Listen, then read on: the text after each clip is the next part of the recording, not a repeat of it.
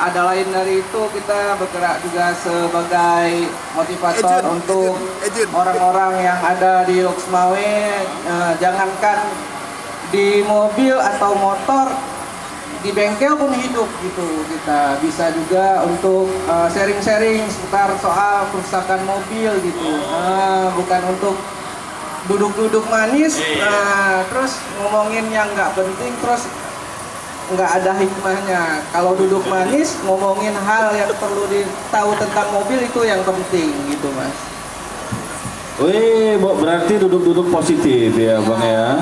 Duduk-duduk nggak gibah gitu ya, gibah lah dikit-dikit ya. Iya, oke. Terima kasih Bang ya, berkeringat sekali sepertinya ini ya. Panas ya, iya Bang, macam baru tinggal sehari ya di Loksmawe ya. Iya, macam biasa tinggal di Swiss ya kan. Astagfirullah, nggak pantas Bang. Nggak, bercanda ya. Iya, nggak apa-apa. Terima kasih Bang, ya saya yang